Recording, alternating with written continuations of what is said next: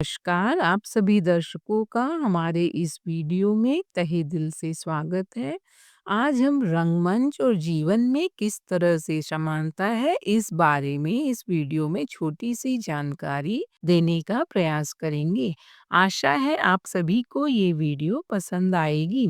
जैसा कि आपको शीर्षक से ज्ञात हो रहा है कि जीवन एक रंगमंच के समान है जहाँ पर सभी व्यक्ति को अपना अपना अभिनय या यूं कहें अपना अपना किरदार निभाना पड़ता है।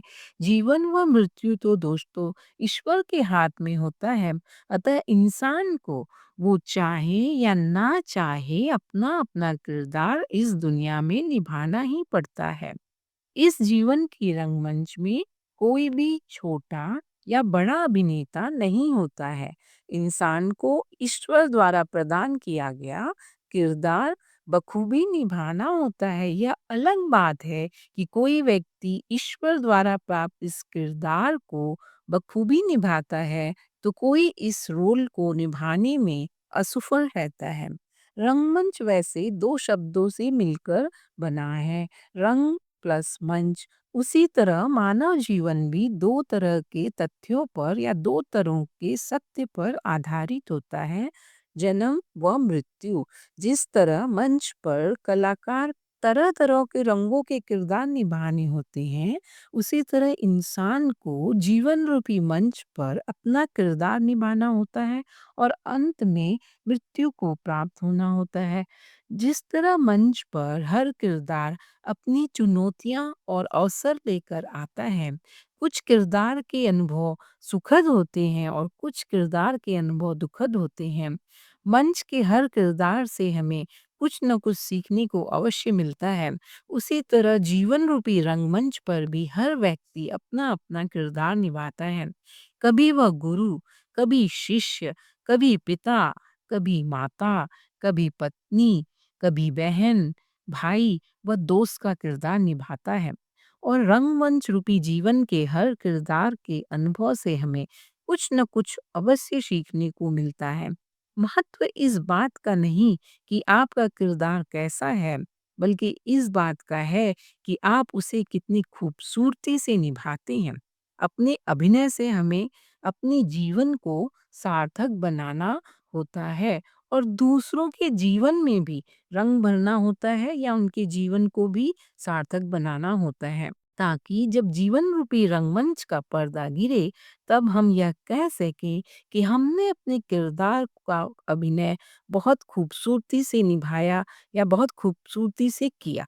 जिस तरह रंगमंच के मंच पर जो नाटक खेला जाता है उसमें तरह तरह के रंग होते हैं, उसी तरह जीवन रूपी रंगमंच में भी कई तरह के रंग होते हैं और जीवन में रंग भरने के भी कई तरीके होते हैं। रंग भी कई तरह के होते हैं। सादगी वाला रंग, शरारत का रंग, गंभीरता वाला रंग, प्यार का रंग, या फिर कहीं आपको दुनिया को चिढ़ाने वाला रंग तो नहीं पसंद है ना? सच में बड़ा महत्व है इन रंगों का जीवन में। वैसे बिना रंग का भी एक रंग होता है, एकाकार का रंग।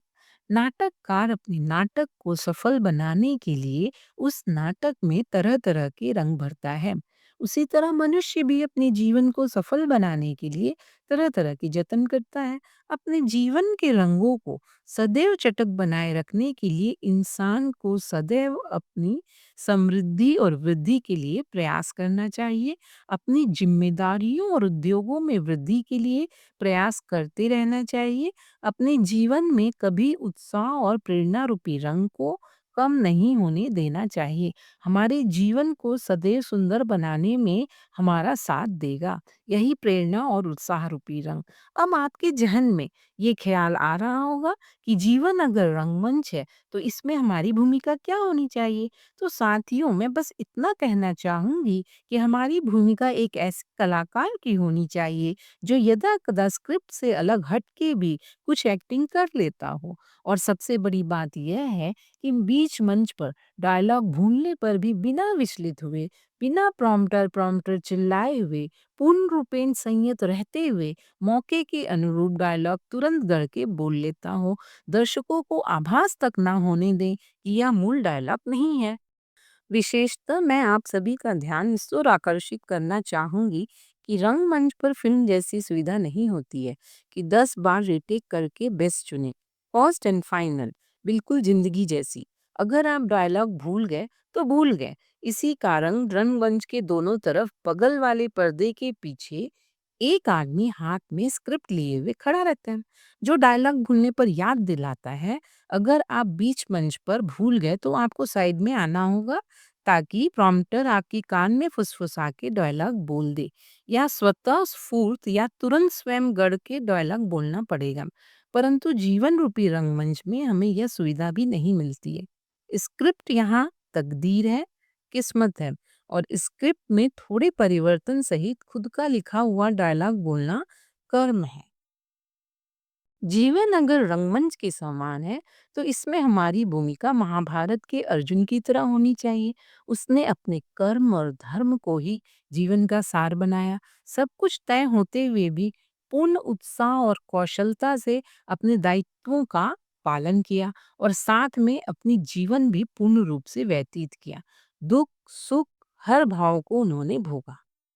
विलियम शेक्सपियर के शब्दों में कि हम इस दुनिया के रंगमंच पर कठपुतलियों से ज्यादा और कुछ नहीं है। बस हमको जो किरदार मिल गया है उसे ईमानदारी और सूझबूझ से निभाने की जरूरत है। अपने कर्तव्य से हम विमुख ना हो, अपने धर्म से विचलित ना हो हम। साथियों, आत्मज्ञान के अभाव में ही संसार सत्य प्रतीत होता है। एक तरह से हम पात्र जरूर हैं, पर हमारा निर्देशक अदृश्य है।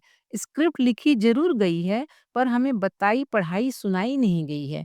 कब पर्दा उठेगा कब गिरेगा हमें नहीं पता, पर उस दिखाई ना देने वाले रचनाकार की अपेक्षा के अनुरूप जरूर किरदार उसके लिखे अनुसार ही निभाएंगे। वह रचनाकार आपकी भूमिका आपको आपके पूर्व व वर्तमान के कर्म के अनुसार ही देता है, और वह भूमिका जगत के रंगमंच में आपके कर्मों के कारण ही होती हुई दिखती है। और ईश्वर ये सब इस सब की रचना केवल मनुष्यों के उद्धार और बाकी मनुष्यों की सीख के लिए रचता है। जी हाँ दोस्तों, संपूर्ण विश्व एक रंगमंच है। हम सब किरदार या कठपुतली हैं, और परम पिता परमेश्वर ही निर्देशक निर्माता है, और वही हमें भूमिका भी देता है। आप सभी को मेरी तरफ से आने वाले हिंदू चैत्र नववर्ष की बहुत-बहुत शुभकामनाएँ। आने वाला यह नया साल आपके जीवन में ढेरों खुशियाँ एवं उमंग लेके आए। कृपया कमेंट कर बताएँ कि आपको वीडियो कैसा लगा, और लाइक, शेयर, सब्सक्राइब करना ना भूलें। धन्यवाद।